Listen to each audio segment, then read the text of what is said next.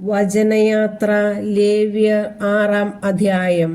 കർത്താവ് മോശയോട് അരുളിച്ചെയ്തു, സൂക്ഷിക്കാൻ ഏൽപ്പിച്ചതോ ഈടുവച്ചതോ ആയ വസ്തു തിരിച്ചു കൊടുക്കാതെയും കവർച്ച ചെയ്തും അയൽക്കാരനെ വഞ്ചിക്കുക, പീഡിപ്പിക്കുക, കാണാതെ പോയത് കണ്ടുകിട്ടിയിട്ടും ആ കാര്യം നിഷേധിച്ച് കള്ളസത്യം ചെയ്യുക എന്നിങ്ങനെയുമുള്ള പാപങ്ങളിൽ ഏതെങ്കിലുമൊന്ന് പ്രവർത്തിച്ച് കർത്താവിനോട് അവിശ്വസ്തത കാണിക്കുന്നവൻ കുറ്റക്കാരനായിരിക്കും. ഒരുവൻ ഇങ്ങനെ പാപം ചെയ്ത് കുറ്റക്കാരനായാൽ അവൻ കവർച്ച കൊണ്ടോ മർദ്ദനത്തിലൂടെയോ കൈവശപ്പെടുത്തിയതും സൂക്ഷിക്കാൻ ഏൽപ്പിക്കപ്പെട്ടതും കാണാതെ പോയി കണ്ടുകിട്ടിയതും കള്ളസത്യം ചെയ്തു നേടിയതും എല്ലാം വിലയുടെ 5-ൽ 1 ഭാഗം കൂട്ടിച്ചേർത്ത് പ്രായശ്ചിത്ത ബലിയുടെ ദിവസം ഉടമസ്ഥന് തിരിച്ചു കൊടുക്കണം. കൂടാതെ പ്രായശ്ചിത്ത ബലിക്കുള്ള ചെലവനുസരിച്ച് നീ നിശ്ചയിക്കുന്ന വില വരുന്ന ഊനമറ്റ ഒരു മുട്ടാടിനെ ആട്ടിൻപറ്റത്തിൽ നിന്ന് കർത്താവിന് പ്രായശ്ചിത്ത ബലിയായി പുരോഹിതന്റെ അടുക്കൽ കൊണ്ടുവരണം. പുരോഹിതൻ കർത്താവിൻ്റെ മുൻപിൽ അവനു വേണ്ടി പാപപരിഹാരം ചെയ്യണം. അപ്പോൾ അവൻ ചെയ്ത ഏതു കുറ്റത്തിലും നിന്ന് അവന് മോചനം ലഭിക്കും. നിരന്തര ദഹനബലി. കർത്താവ് മോശയോട് അരുളിച്ചെയ്തു, അഹറോനോടും അവൻ്റെ പുത്രന്മാരോടും ഇപ്രകാരം കൽപ്പിക്കുക. ദഹനബലിക്കുള്ള നിയമം ഇതാണ്. ബലിവസ്തു ബലിപീഠത്തിന്മേലുള്ള അഗ്നികുണ്ഡത്തിൽ രാത്രി മുഴുവൻ പ്രഭാതം വരെ വെച്ചിരിക്കണം. ബലിപീഠത്തിലെ അഗ്നി തുടരെ കത്തിക്കൊണ്ടിരിക്കുകയും വേണം. പുരോഹിതൻ ചണം കൊണ്ടുള്ള വസ്ത്രവും കാൽച്ചട്ടയും ധരിക്കണം. കാഴ്ചവസ്തു അഗ്നിയിൽ ദഹിപ്പിച്ചുണ്ടായ ചാരം ബലിപീഠത്തിൽ നിന്ന് ശേഖരിച്ച് അതിൻ്റെ ഒരു വശത്തിടണം. അതിനുശേഷം വസ്ത്രം മാറി വേറെ വസ്ത്രം ധരിച്ച് ചാരം പാളയത്തിനു വെളിയിൽ ശുചിയായ സ്ഥലത്തേക്ക് കൊണ്ടുപോകണം. ബലിപീഠത്തിലെ അഗ്നി കത്തിക്കൊണ്ടിരിക്കണം, അത് കെട്ടുപോകരുത്. ദിവസവും രാവിലെ പുരോഹിതൻ അതിൽ വിറക് അടുക്കുകയും അതിന്മേൽ ദഹന ബലിവസ്തു ക്രമത്തിൽ നിരത്തുകയും സമാധാന ബലിക്കായുള്ള മേധസ് ദഹിപ്പിക്കുകയും വേണം. ബലിപീഠത്തിലെ അഗ്നി നിരന്തരം കത്തിക്കൊണ്ടിരിക്കണം, അത് കെട്ടുപോകരുത്. ധാന്യബലി. ധാന്യബലിയുടെ നിയമം ഇതാണ്. അത് അഹറോന്റെ പുത്രന്മാർ കർത്താവിൻ്റെ സന്നിധിയിൽ ബലിപീഠത്തിന് മുൻപിൽ അർപ്പിക്കണം.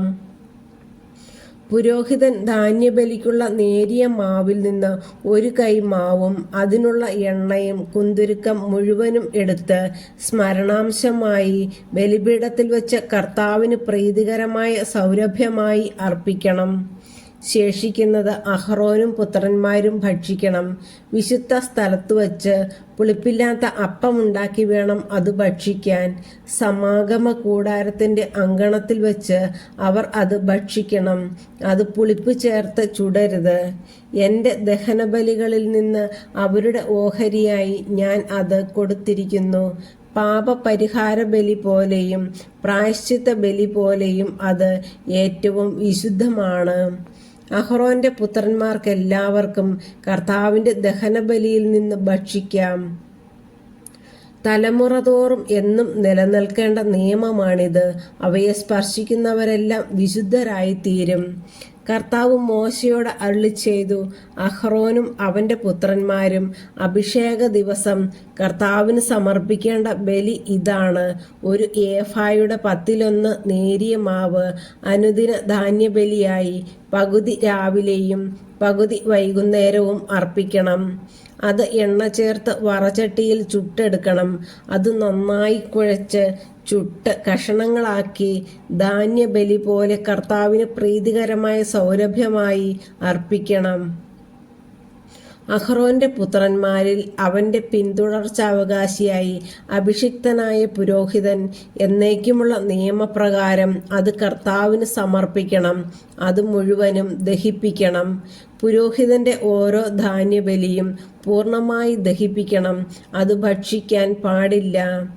പാപപരിഹാര ബലി. കർത്താവ് മോശയോട് അരുളി ചെയ്തു, അഹ്റോനോടും പുത്രന്മാരോടും പറയുക, പാപപരിഹാര ബലിയുടെ നിയമം ഇതാണ്. പാപപരിഹാര ബലിക്കുള്ള മൃഗത്തെ കർത്താവിൻ്റെ സന്നിധിയിൽ ദഹന ബലിമൃഗത്തെ കൊല്ലുന്ന സ്ഥലത്ത് വെച്ച് തന്നെ കൊല്ലണം. അത് അതിവിശുദ്ധമാണ്. പാപപരിഹാര ബലി അർപ്പിക്കുന്ന പുരോഹിതൻ അത് ഭക്ഷിക്കണം. സമാഗമ കൂടാരത്തിൻ്റെ അങ്കണത്തിൽ വിശുദ്ധ സ്ഥലത്ത് വെച്ച് വേണം ഭക്ഷിക്കുവാൻ. അതിൻ്റെ മാംസത്തിൽ തൊടുന്നവരെല്ലാം വിശുദ്ധരായി തീരും. അതിൻ്റെ രക്തം വസ്ത്രത്തിൽ തെറിച്ചു വീണാൽ ആ വസ്ത്രം വിശുദ്ധ സ്ഥലത്തു വെച്ച് കഴുകണം. അത് പാകം ചെയ്ത മൺപാത്രം ഉടച്ചു കളയണം.